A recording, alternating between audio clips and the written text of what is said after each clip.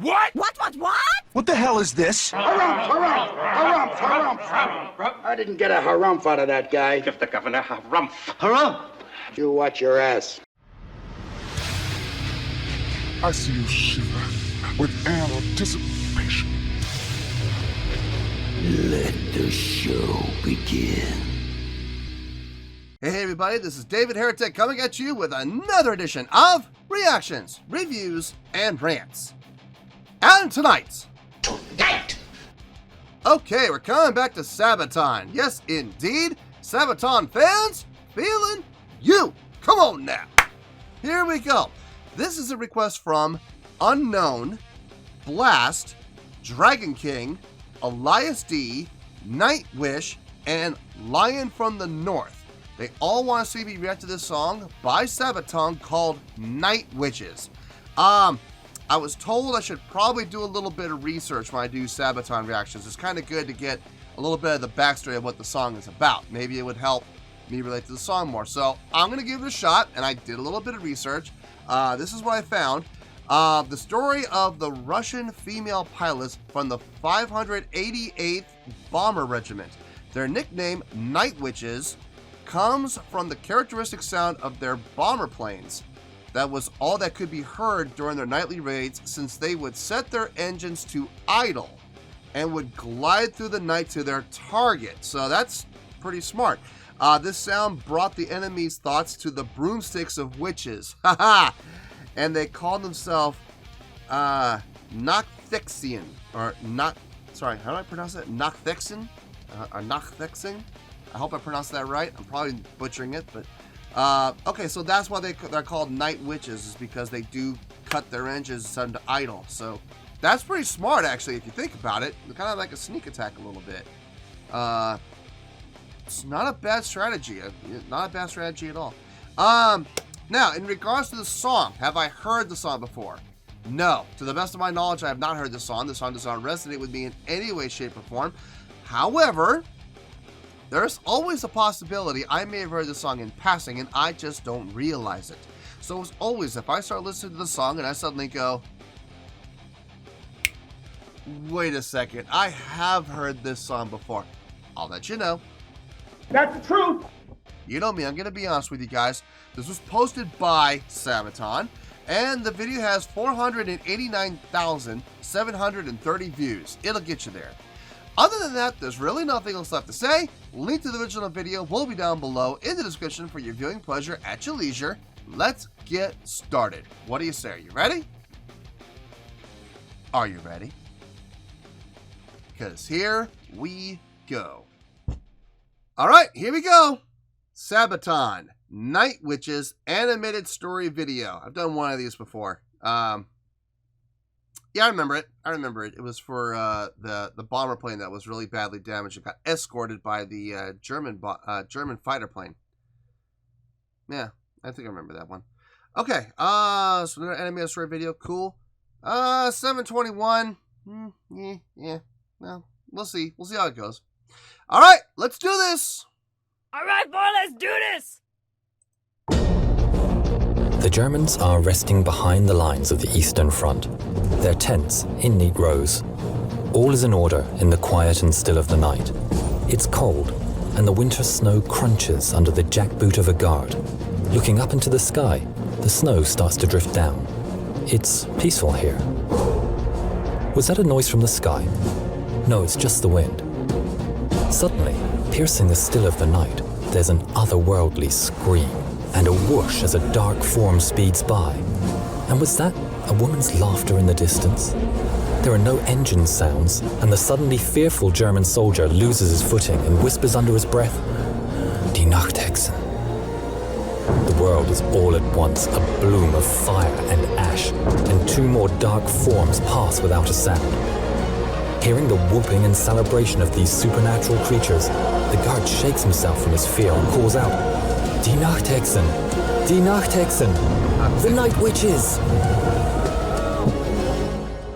In the sky above, 3 planes of the soon-to-be famous 588th Night Bomber Regiment, their engines now running, turn east for home.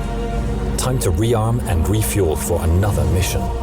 Coming into land, they're greeted by their commissar, Yevdokia Rashkevich. The young girls that form the pilots and navigators are between the ages of 17 and 26. They are desperate to take the fight to the Germans and have traveled from all over Russia to join the all-women regiments. The fight. That's crazy.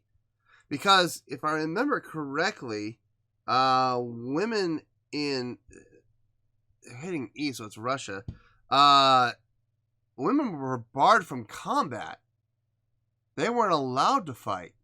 So what are the circumstances of these women getting to not just fight, but fly planes? I mean, unheard of. Absolutely unheard of in this time. We're talking about the early 1940s. I mean, how did this happen? How did this come about? I want to know that story. How did these women get the opportunity to fight for their country? As they should have that right. I mean, the enemy doesn't care. They don't care if they're men or women. They want to fight, let them fight, I say. Jeez. How did this happen? I hope this video explains that. Are between the ages of 17 and 26. They are desperate to take the fight to the Germans and have traveled from all over Russia to join the all-women regiments. The 588th is where the least skilled of all the women are placed, but that didn't stop them from carving their name in history.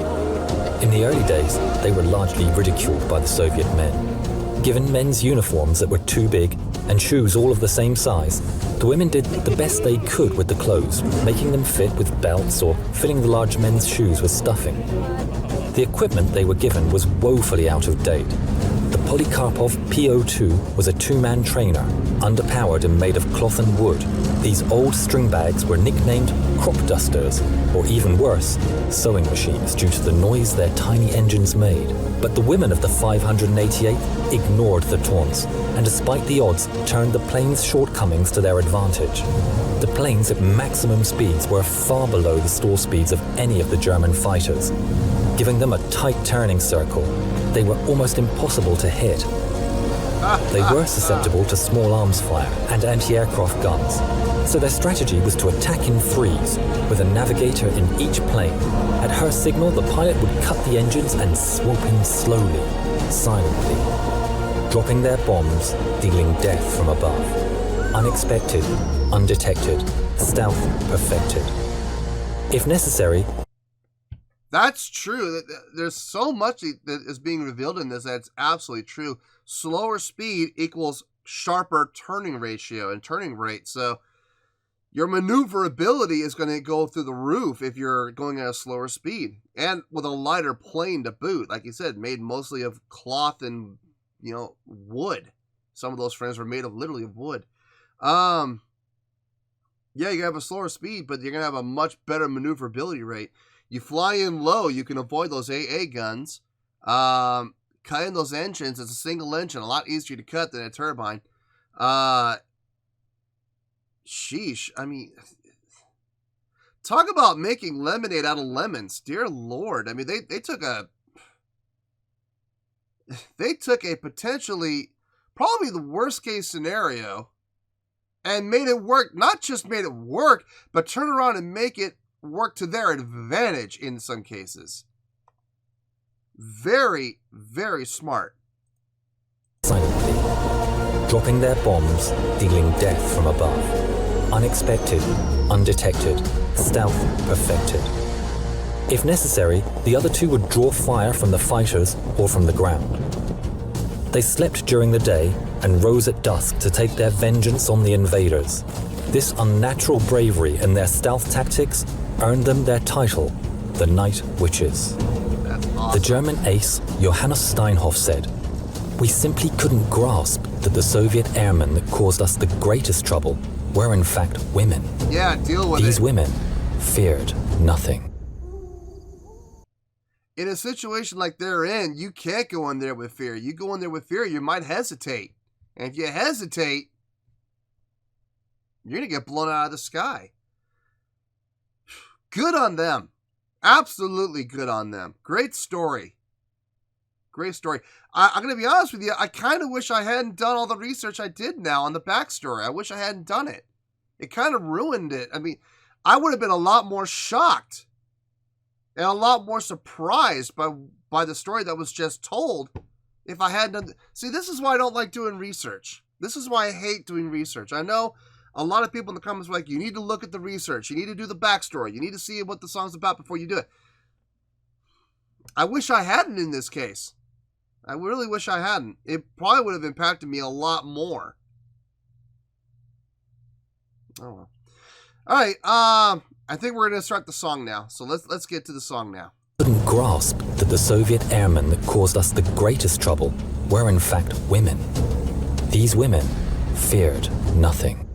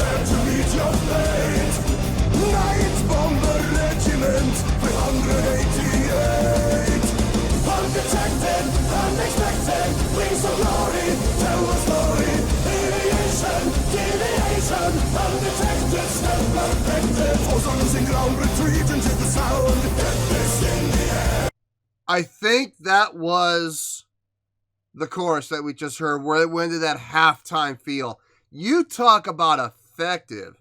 I mean, look, the pulse is still there. It's still there. It's still there. It's moving along. Got a nice pace. 1, 2, 3, 4. 1, 2, 3, 4. It's got a great energy, great feel, great pace to it. Then it went to that halftime feel. Boom, ba, doo doo, ba, doo, ba, doo, ba dum, ba dum. Yeah. Yes, that is very effective from a songwriting and from a song structure standpoint. Very effective. It keeps the song fresh. It keeps the listener engaged. It keeps the song from becoming monotonous. So, very smart and so easy to do. The hard part is find the right place to put it. Like if you want to take any part of a song, like let's say you have a song that's just straight ahead, no change of feel, nothing like that, and you want to add it. You want to add a halftime feel or maybe a double time feel. The hardest part is finding the most effective place to do it. In this case, doing on the chorus, I feel like that was the best place they could have done it. Better than the verse.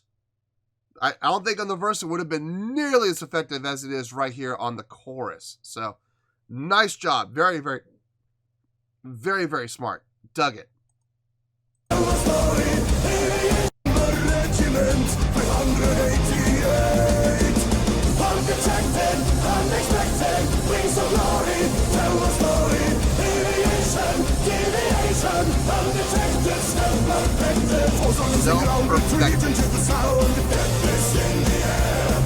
Suddenly appears confirming on the fist. Straight from where she's there. Talking pound from around, that'll sound from the battleground. Aiming high. Georgina waits to feed them at the gates. Live to fly and fly. Canvas, wings of death. Prepare to meet your fate. Night bomber regiment. Literally taking the bombs down. Undetected, unexpected, wings of glory, tell the story, aviation, deviation, undetected, still perfected. I dig that line. that whole stealth perfected line. It's in conjunction with the undetected, unexpected. I'm not sure what else they're saying in there, but they keep ending their phrasings with words that end with the ED, right? So undetected, unexpected, and then they end the actual line of the chorus with stealth perfected. I think that's brilliant. That's absolutely brilliant writing. And I'm not even one that's usually for lyrics, but even I picked up on that, and that is absolutely classy and brilliant beyond belief. Nice job. Really nice job. Unexpected wings of glory, terror story, deviation, undetected, still perfected.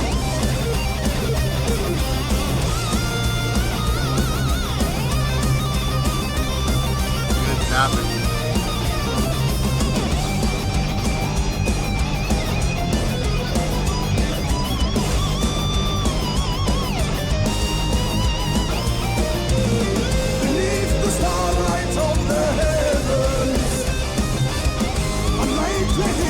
In the sky, as they appear on the horizon, the wind will whisper when the night witches come.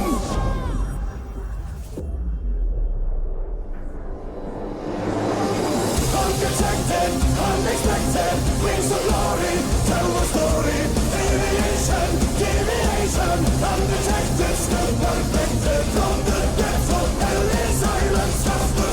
Explosive violence, Russian night and quite perfected. Flawless vision, undetected.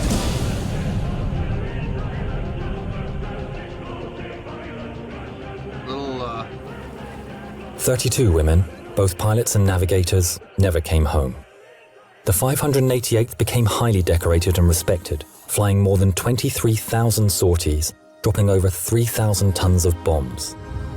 23 Night Witches were awarded the Hero of the Soviet Union, although they were disbanded just 6 months after the war and not allowed to fly in the victory parade, given their planes were so slow. From 1956, after she retired from active service, their commissar Yevdokia Rashkevich took it upon herself to find the site of every single one of her girls that was downed, to mark the place and to pay her respects to each one of the incredibly brave Night Witches.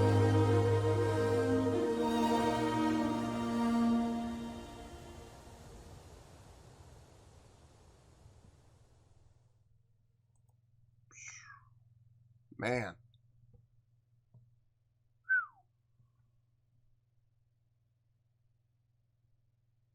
Huh.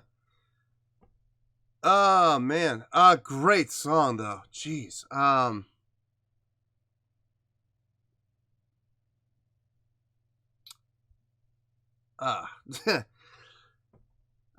Let me get myself together here. I'll see you in the review. We'll talk about it.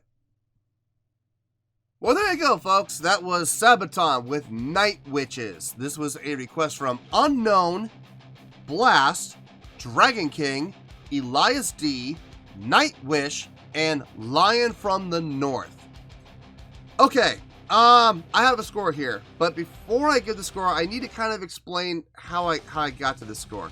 I was teetering between two scores, and they were literally right next to each other. Okay, when that does not happen very often. I'm usually a lot more decisive with, this is the score, boom, it pops in my head, and that's the way it goes. I had two scores, and this has happened before, but it's rare. I had two scores pop in my head, and they're literally right next to each other, and I kept arguing with myself, which one am I going to do? Which way am I going to go? Which one am I going to lean toward? And I started weighing all the things I heard, all the things I saw, all the things I learned. And what it came down to, more than anything else, I mean, it was neck and neck. It really was. This literally could have gone either way. What it came down to was this, and this is usually what it comes down to. Did this song in any way, shape, or form connect with me? Did this song have an impact on me? Did this song have elicit an emotional response in any way, shape, or form? And there's no denying I did get a little choked up. I did. And I'm not afraid to admit it. I just didn't want to, start showing it because that means I got to stop. I got to clean myself up. And and I got to pause and wipe my eyes, and I just didn't want to do that, so I just did my best to hold it in. But there's no doubt. I mean, I'm sure you saw my eyes water up, so there's no denying that this did elicit an emotional response. So I'm going with the higher score because of that. Like I said, this could have gone either way, and because it did elicit an emotional response, it's gonna go the higher score. On a scale of 1 to 10, I am going to give that a 9.0.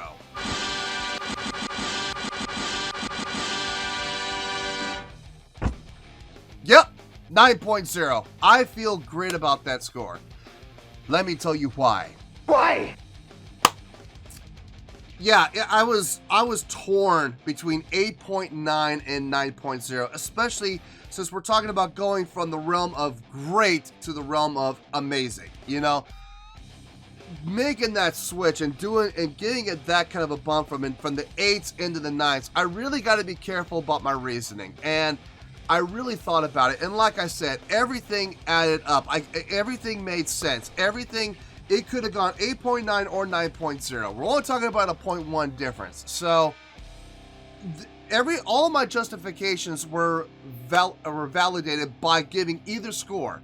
So like I said, I went to the 9.0 because of the fact that it did have an emotional response. It did connect with me on an emotional level. So that is why I gave the 9.0. Now, how do we get to this score?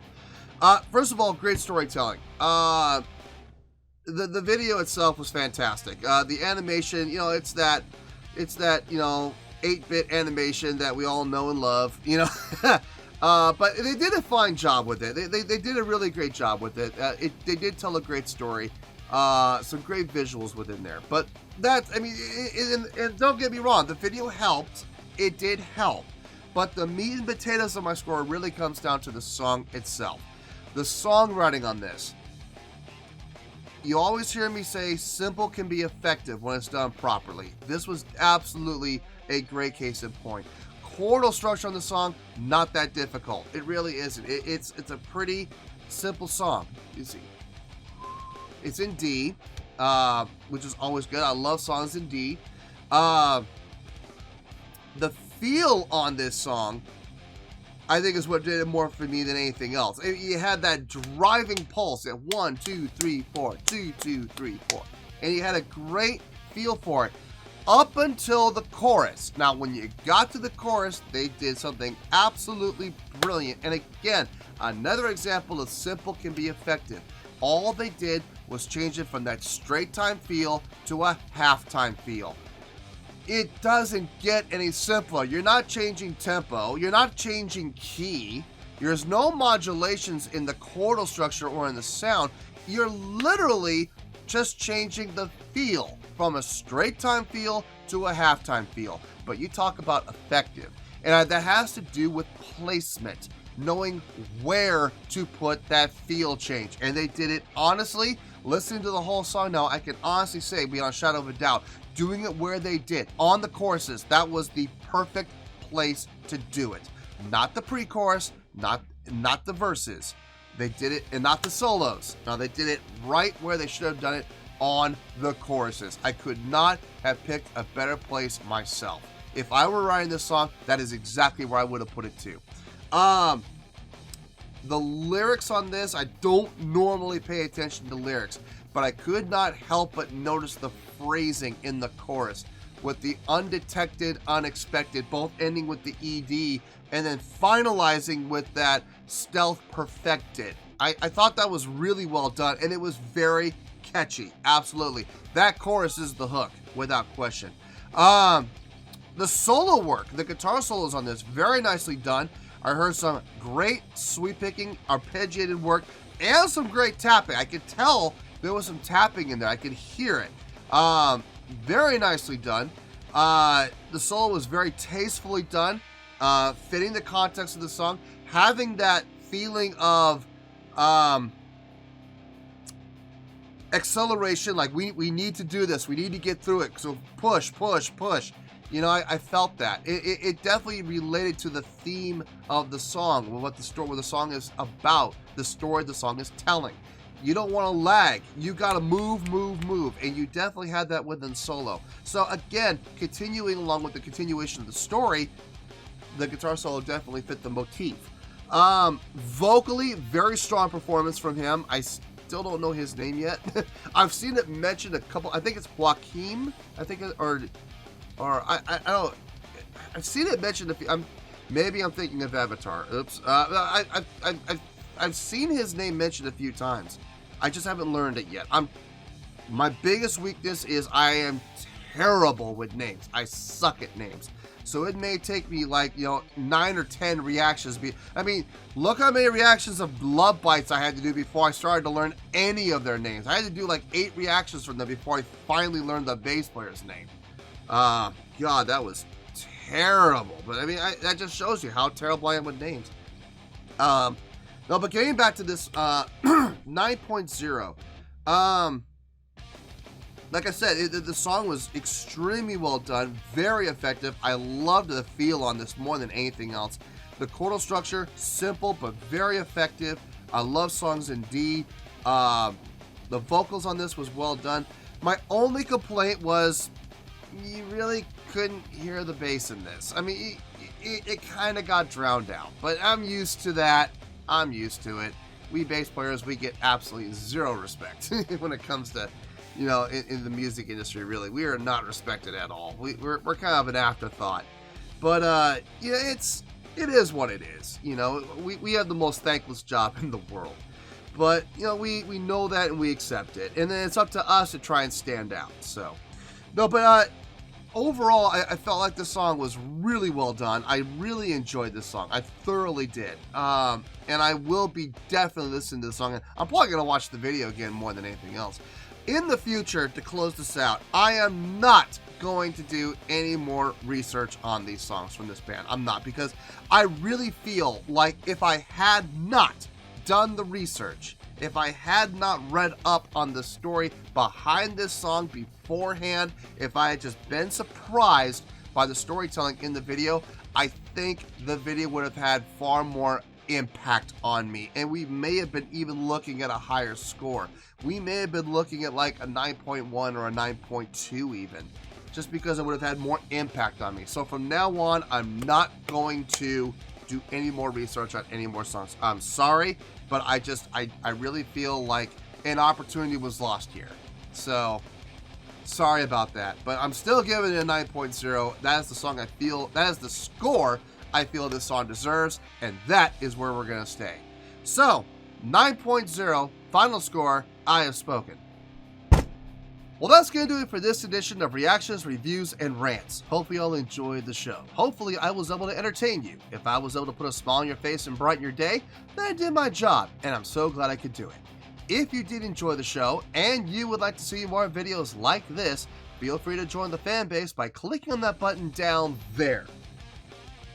Yeah, you know the button I'm talking about.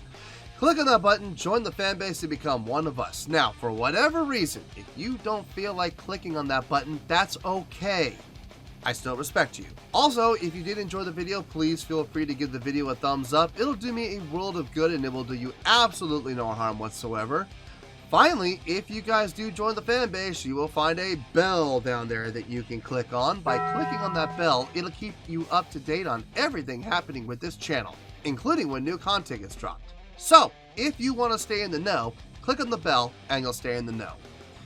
Well, that's going to do it for the night, folks. Until next time, this is David Heretic signing off, reminding you to stay fabulous and support each other. Later. Peace.